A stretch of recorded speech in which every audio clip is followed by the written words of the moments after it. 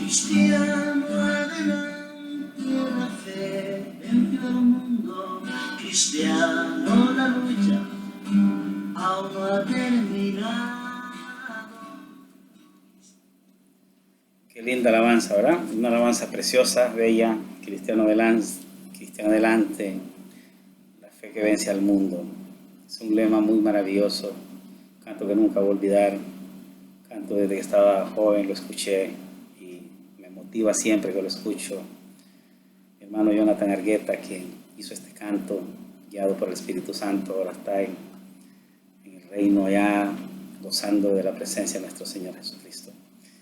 Hoy vamos a tomar un tema maravilloso que se llama el Monte Moriah, porque la gente tiene que saber exactamente por qué razón se están llevando los conflictos ahorita en el Medio Oriente.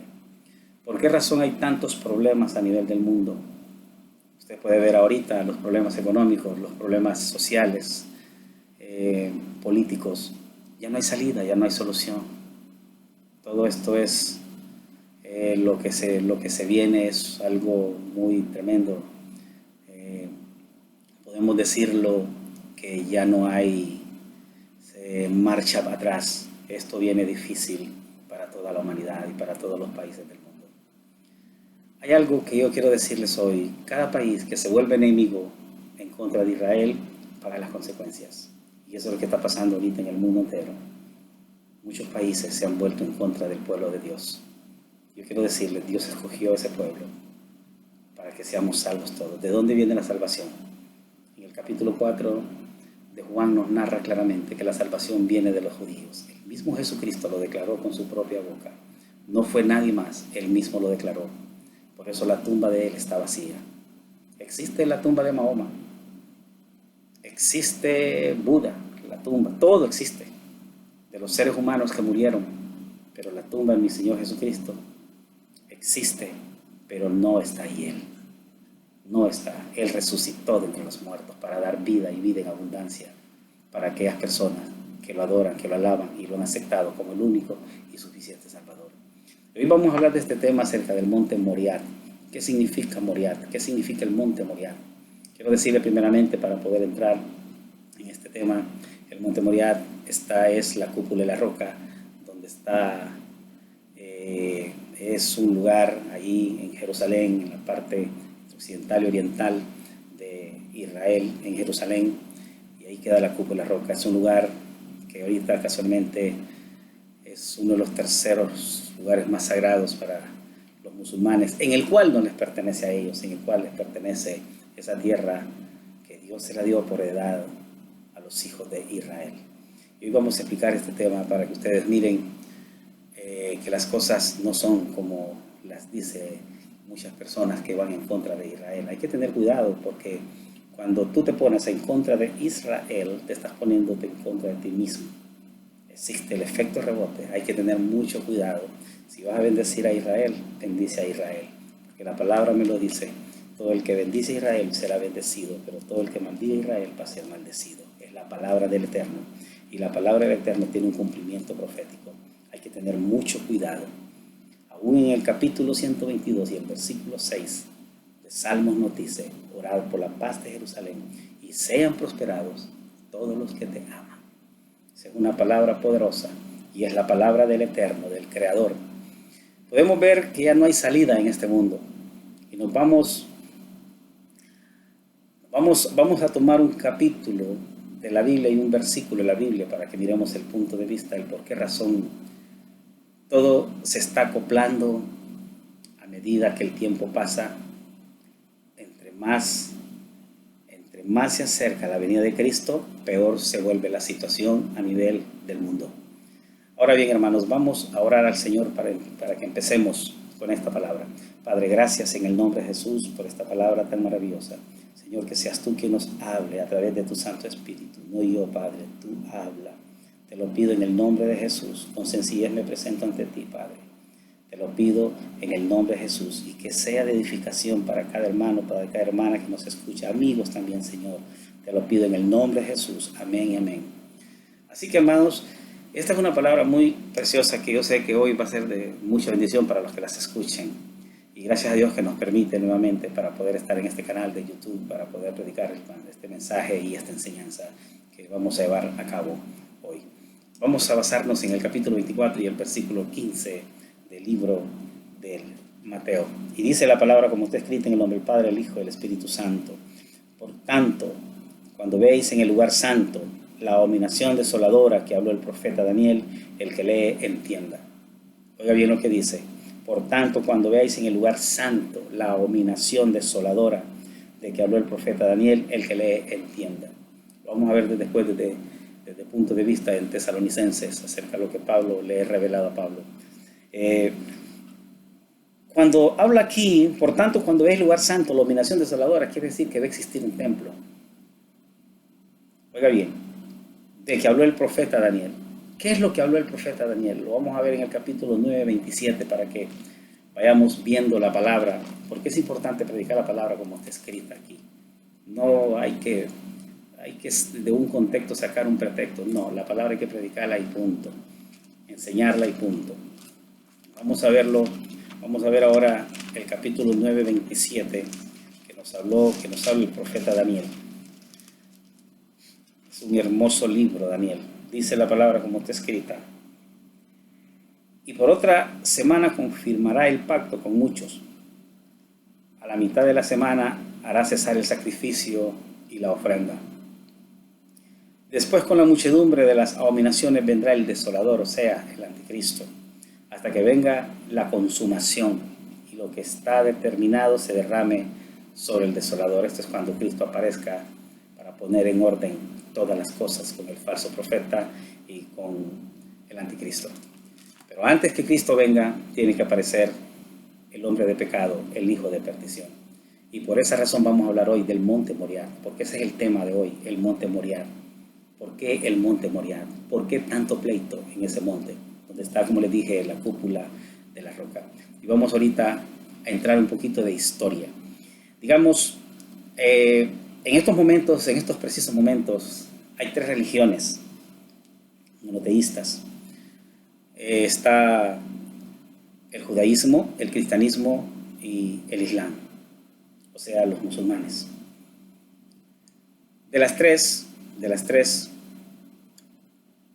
a una le pertenece ahorita en estos momentos, donde solo ellos van a adorar, que son los musulmanes, la cúpula de la roca, en el cual, como les digo, eso lo hicieron cuando tomaron a Jerusalén en los tiempos de 1691, en el año 715, 691, en el transcurso de esas temporadas, esos años, los musulmanes tomaron a Jerusalén y ellos empezaron a dominar en ese territorio. De ahí es donde surge el problema. Los musulmanes se hacen dueños de todo esto. Entonces toman la cúpula de roca. Ellos están conscientes el monte Moriah, tan consciente de que esa tierra le pertenece a los judíos. Lamentablemente, como lo dije anteriormente, acuérdense bien en la primera enseñanza que tuvimos, dijimos de que en el año 70 después de Cristo, Cristo apareció, muere con una edad entre 32 y 33 años aproximadamente. Él muere, lo crucifican, lo asesinan. ¿Quiénes lo asesinaron? Fueron los líderes del Sanedrín, principalmente fueron ellos los principales sacerdotes los que llevaron a cabo esta ejecución. ¿Por qué? Porque ya no convenía tenerlo por lo que él les estaba diciendo, les estaba hablando sencillamente la verdad, porque cuando predicamos la verdad caemos mal, y Cristo ya empezó a hablarles en términos, podemos decir, con las verdades. Entonces ya a ellos ya no les convenía, el negocio se les estaba yendo para abajo. ¿Por qué? Porque ellos dominaban en el templo. Pero ¿qué es lo que pasaba? En el templo ya no estaba la presencia de Dios. Ya la gloria chequina, o sea, la gloria de Dios se mantuvo en el templo de Salomón, que fue el primer templo que edificaron, que David compró esa tierra, o sea, el monte Moriah, compró y de allí quien la hizo fue Salomón, el templo. Allí moraba la presencia de Dios, pero en los capítulos 9 y 10 nos narra Ezequiel por qué razón la gloria se va, pero sencillamente es por la misma situación de los mismos sacerdotes que se habían desviado. O sea, ellos mismos habían hecho cosas abominables, principalmente idolatría, habían metido muchas cosas en el templo. Entonces, ¿qué es lo que hace Dios? Aparta su gloria, aparta su presencia. O sea, la presencia, la llenura, el Espíritu Santo se va. O sea, la presencia de Cristo, la presencia del Rey de Reyes, o sea, la presencia del Altísimo, la presencia divina se marcha del templo. ¿Y qué es lo que pasa después? Sucede algo increíble, queda vacía, ya el templo quedó vacío. ¿Qué pasa después? Es atacada y ahí mismo el templo otra vez es destruido por los babilonios. ¿Y qué es lo que sucede? Los judíos son cautivos, son cautivos para Babilonia. Ellos sufrían demasiado en el aspecto porque sabían de que ellos habían perdido todo lo que Dios les había dado. Dios de antemano ya les había dicho que no adoraran ídolos, que no imitaran a otros países, que Dios los había escogido a ellos con un propósito para que se dieran a conocer ellos que ellos iban a ser un pueblo santo de parte de Dios. ¿Para qué? Para que conocieran al Dios verdadero, al Dios de Abraham, al Dios de Isaac, al Dios de Jacob.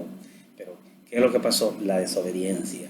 Entonces, en el año 70, cuando Cristo aparece en la escena ya como un ser humano, enviado por el Dios eterno, por el Padre, para salvar la humanidad, ocurre algo inesperado. A él, como lo dije la vez pasada, en el capítulo 24, ocurre algo increíble. Él les dice de antemano, porque le hacen unas preguntas a él, mirad los edificios, y él les dice, miren todo esto, aquí no va a quedar piedra sobre piedra que no sea derramado.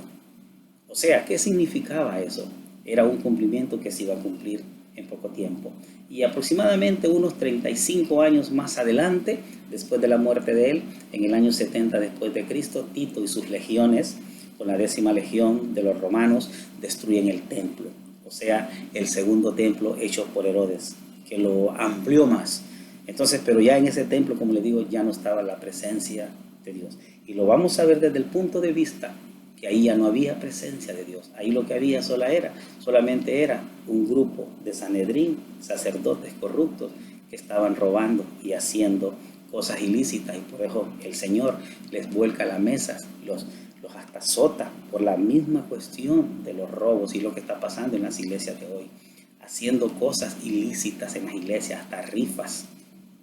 ¿Qué es lo que se está haciendo ahorita en las iglesias? Haciendo pantomima, metiendo payasos, y cuántas cosas que se están viendo, tantas mentadas que dicen, y cuántas cosas que se están observando.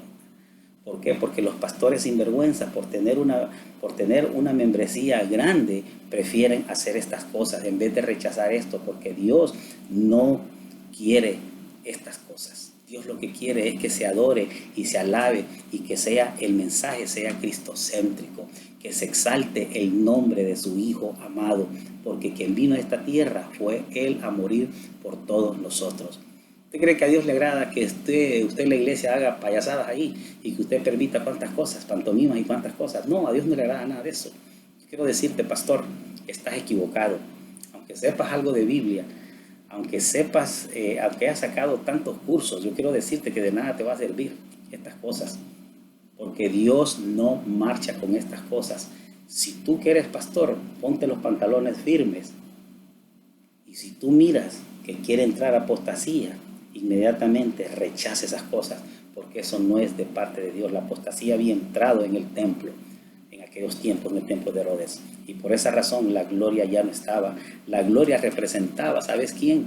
Era Jesucristo mismo cuando vino en carne. Por eso Él se iba al monte de los olivos, que es la parte oriental de Jerusalén, donde está en la parte oriental del templo. Y lo vamos a ver desde el punto de vista de Ezequiel.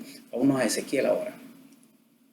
Vámonos a Ezequiel para que ustedes diremos que ya basta de tantos engaños.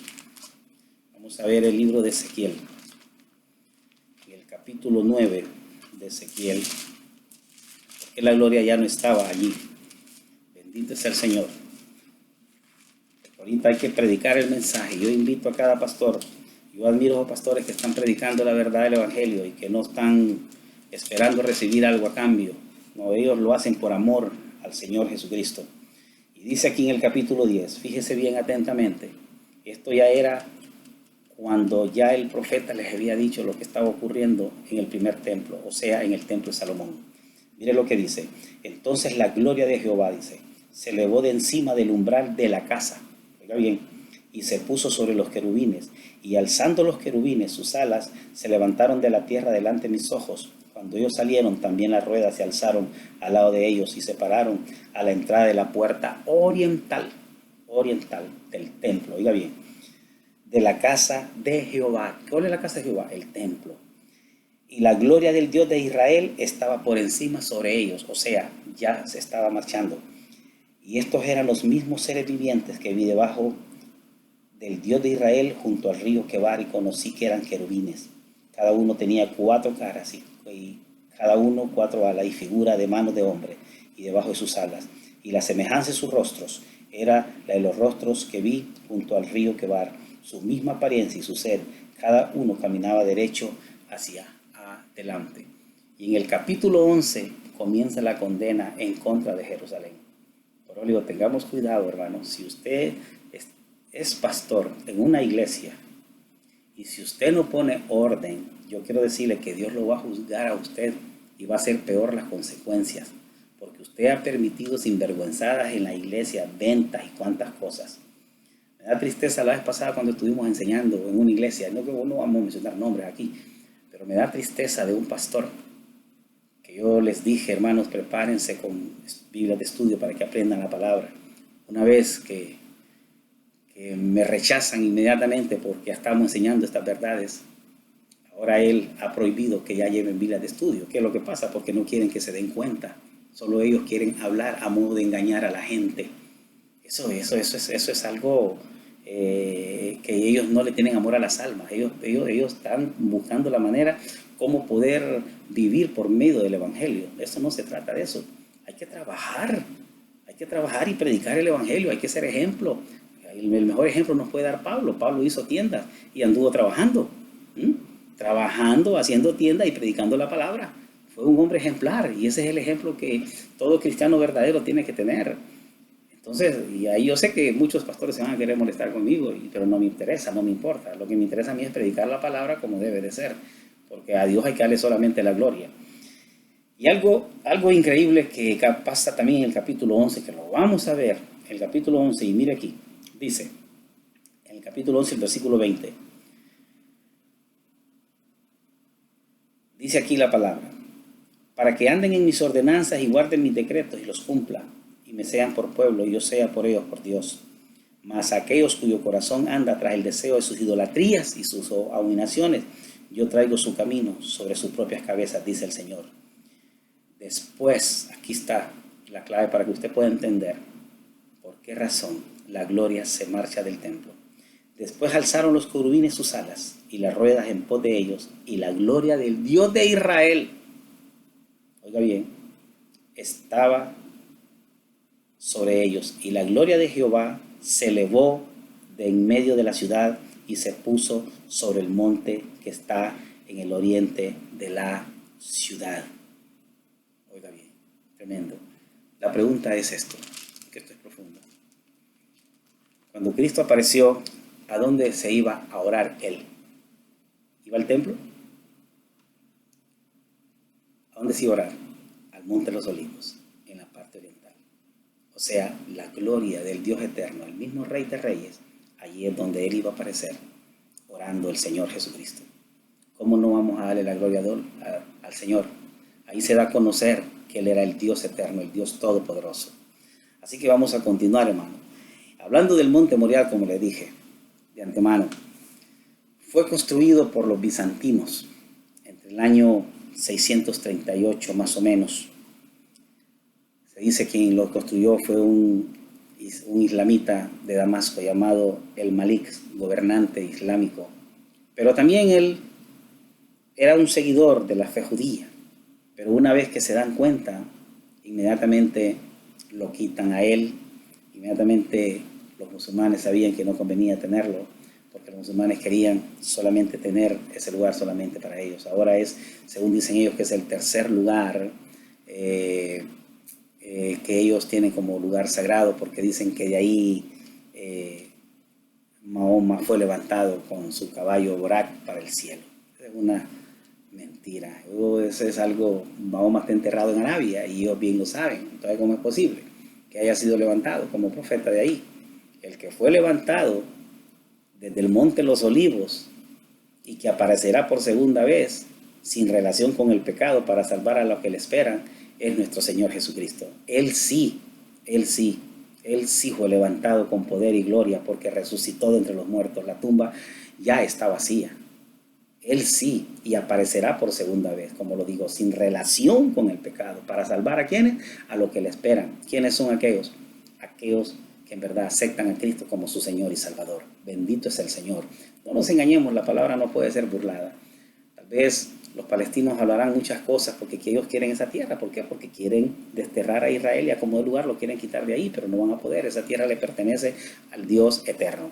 Ahora bien, vamos a continuar con este estudio tan maravilloso.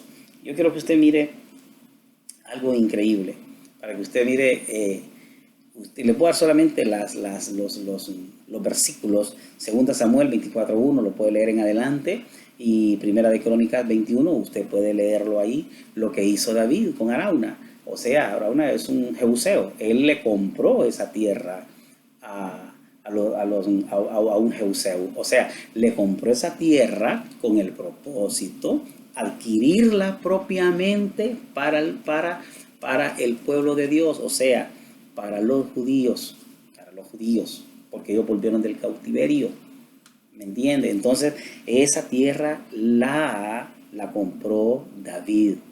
David no construyó, quien construyó fue Salomón. El problema fue después de la muerte de Salomón, cuando ya empezaron los grandes problemas con las 12 tribus de Israel. Entonces ya Judá, por la desobediencia, es llevado cautivo, y los asirios también llevan cautivos a las otras tribus restantes, como capital Samaria, y Judá que regresa como capital Jerusalén. Entonces ahí podemos ver desde el punto de partida. Ahora bien, el monte Moriah es algo que los judíos ahorita anhelan tener su templo. Ellos están conscientes que abajo de ahí existe la arqueología, la historia que quedó marcada, impregnada de que ahí abajo están los restos del templo que se construyó por primera vez por parte de Salomón. Entonces, los musulmanes saben perfectamente, pero ellos tienen temor, ellos no quieren que los judíos tengan un templo donde adorar. Por eso los judíos adoran solamente y oran en el muro de los lamentos. Es el único lugar que les ha quedado a ellos para poder orar al Señor. Y lo vamos a ver desde el punto de vista también bíblico. Vámonos a Cantar de los Cantares, para que usted mire que eso es un lugar donde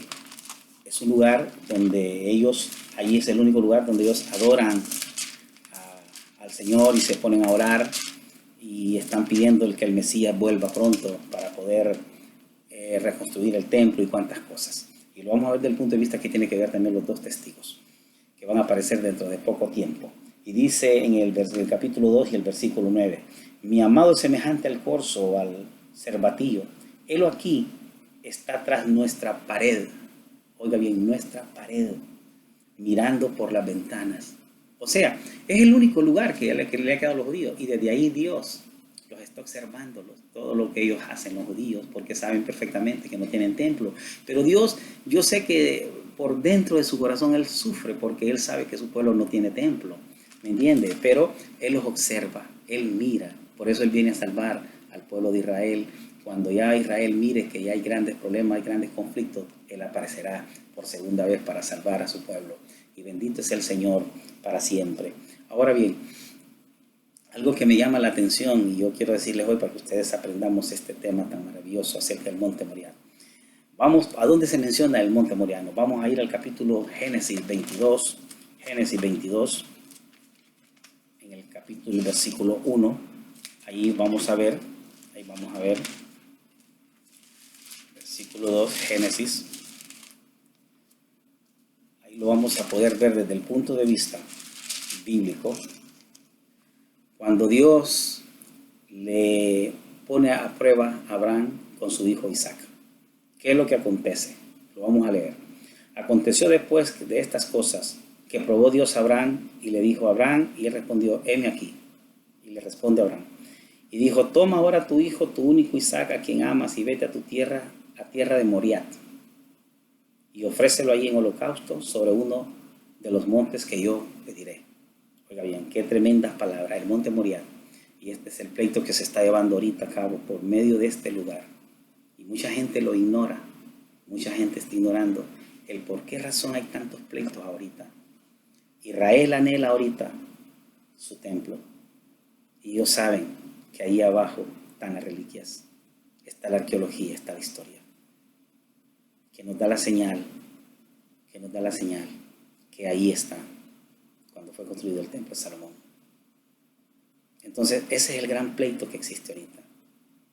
Pero para que el templo sea llevado a cabo, tiene que surgir algo tremendo. Y no se trata que lo va a hacer el ser humano porque quiere el ser humano, se trata porque a Dios le va a placer reconstruir el templo. ¿Por qué? Porque Juan lo pudo ver en el capítulo 11, Juan de Apocalipsis lo narra claro. Cuando Juan fue desterrado en la isla de Patmos, ahí mismo a Juan le fue revelado el Apocalipsis. Y en el capítulo de Apocalipsis, a Juan se le revela que va en un futuro lejano. Y ahora ya podemos decirlo cercano, el templo va a ser reconstruido. Porque para que aparezca el Mesías, tiene que haber un templo donde Él va a gobernar. A través de allí, Él va a ser el sumo gobernante.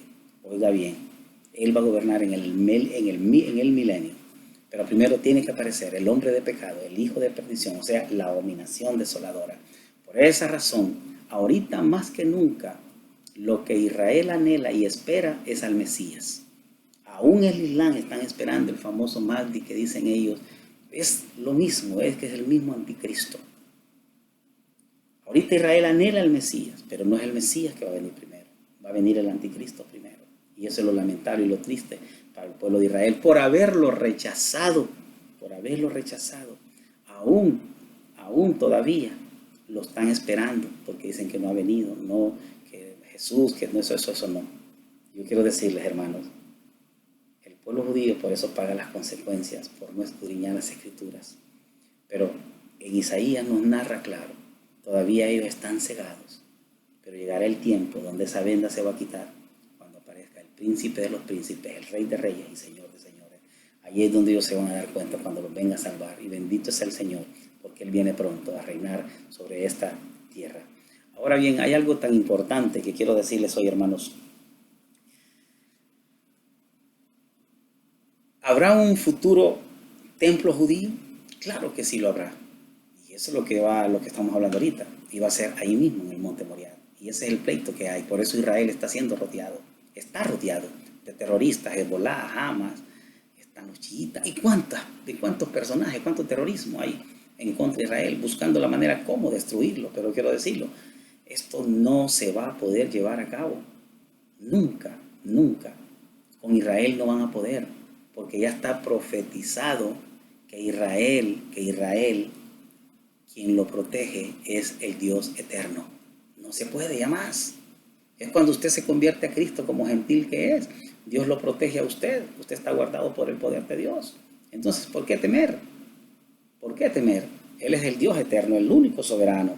Entonces, hay algo interesante donde nos narra en 2 Tesalonicenses el capítulo 2. Dice que no vendrá sin que antes venga la apostasía, el hijo de pecado. Entonces, ¿qué significa? Va a haber un templo que va a ser construido. Por esa razón, me llama tanto la atención el por qué vienen dos profetas que nos narran en el capítulo 11 también. 2 profetas vienen que no murieron. Y los puedo decir. Yo sé que muchos van a mencionar a Moisés, que Moisés va a venir con Elías.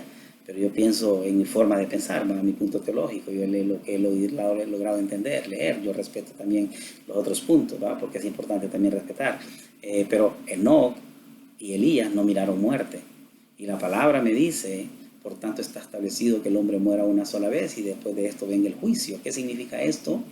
De que Moisés murió, lo único que Dios lo enterró, pero él murió, él miró la muerte, pero Elías y Enoc no han visto la muerte.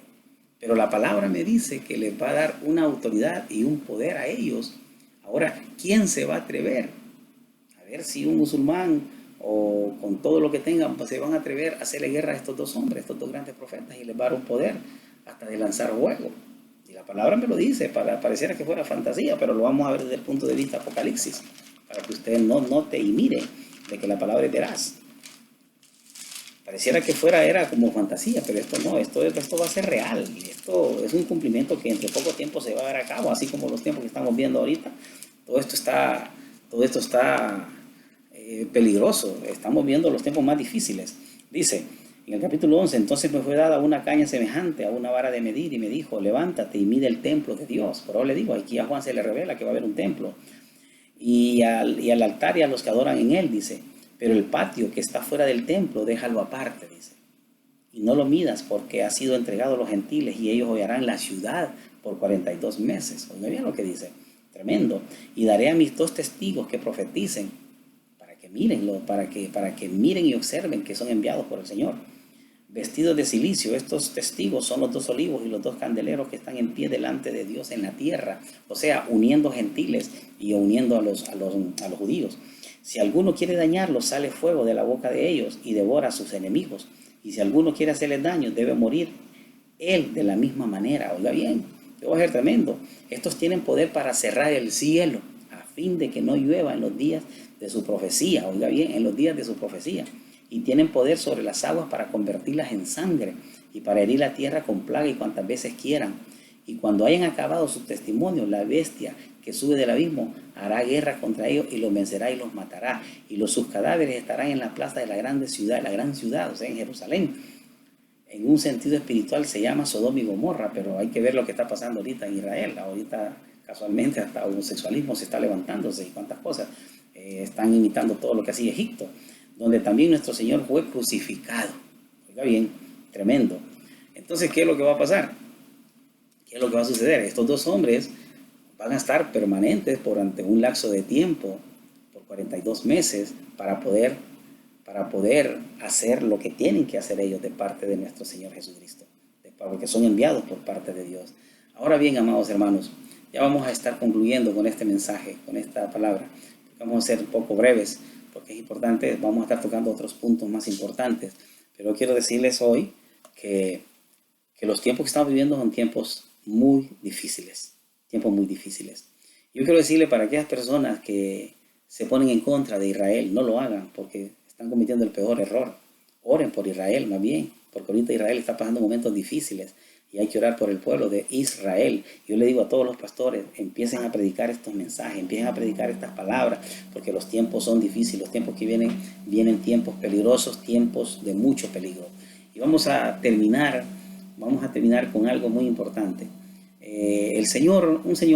Un doctor llamado Peter Kuzma, un israelita, un judío, ahí que vive en Jerusalén, en 1967, cuando en la guerra de los 6 días Israel vence a estas naciones que se fueron en contra de ella, que los venció en 6 días, imagínense, con ayuda de Dios, con ayuda del soberano Dios eterno. Entonces surge algo importantísimo. Ellos por primera vez ponen los pies en el templo, o sea, ahí en la cúpula de la roca, ponen por primera vez. Oiga bien lo que sucede. Entonces pasa algo increíble. Encuentran un versículo que está escrito en la Biblia, y casualmente en Isaías 66:14. Y me llama tanto la atención, porque encontraron ese versículo ellos. Y fue una gran alegría, dando a conocer que ahí fue construido el templo de Salomón. Y ahí mismo estaban las reliquias también del templo de Herodes cuando fue destruido en el año 70. O sea, el monte Moriah, ahí está. ese es el monte Moriah, donde está la cúpula de la roca, porque ese le pertenece a Dios. David lo compró a un jebuseo, ¿De dónde surge la palabra Salem también? De Melquisedec, rey de Salem, que quiere decir paz. Y quien compró, como le digo, allí ese terreno, esa parte, le pertenece, quien la compró fue David como heredad. Porque Dios, cuando va a hacer algo, lo va a hacer con un propósito. Dios va a hacer las cosas ordenadas. Entonces pasó algo increíble. Mire lo que hizo este hombre. Este hombre dijo algo muy increíble que me llama la atención. Este hombre dice, le dieron una pregunta, que en cuánto tiempo se puede edificar, reconstruir un templo, el templo. Él dijo 42 meses.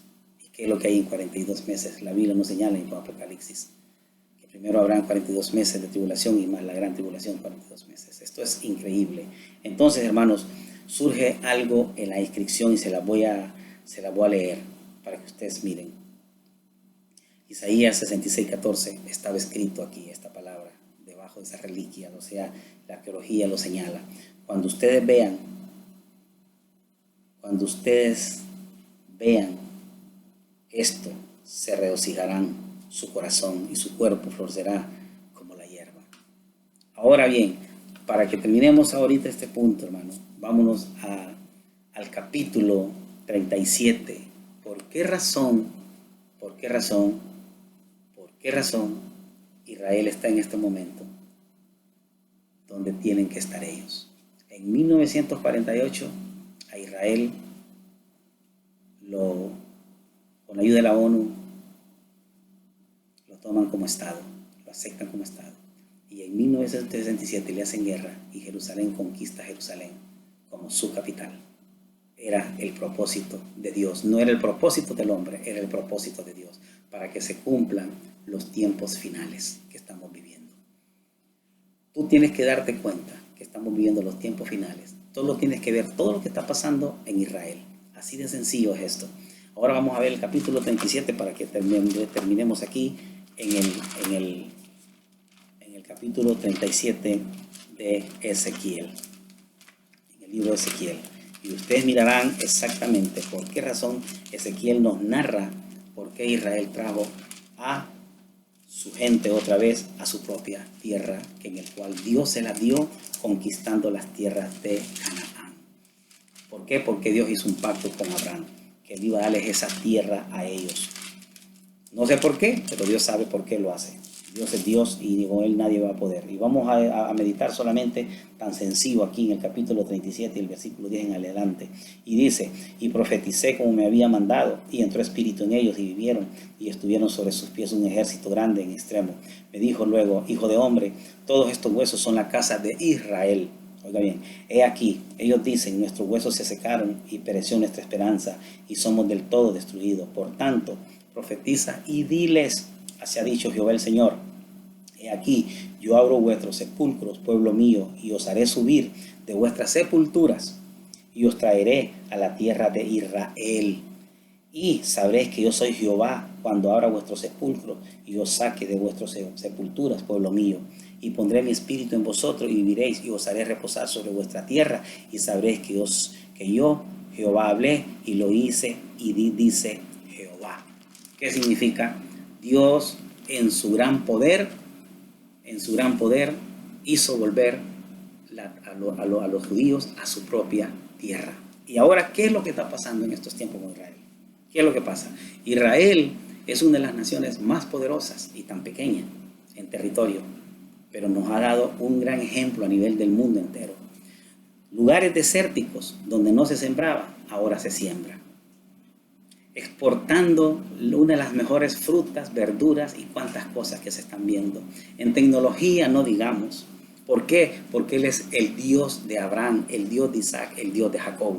O sea, Él escogió ese pueblo con un propósito para salvarnos también a nosotros a través del Mesías, el Hijo de Dios, donde está en el capítulo 4, que la salvación viene de los judíos. La salvación no viene del catolicismo, la salvación no viene de ninguna religión. La salvación viene por medio de Jesucristo, el Hijo de Dios. Así que, amados hermanos, vamos a estar siempre preparando más mensajes. Dios me los bendiga, Dios me los guarde y sigamos siempre adelante. Siempre adelante. Dios me los bendiga y me los guarde.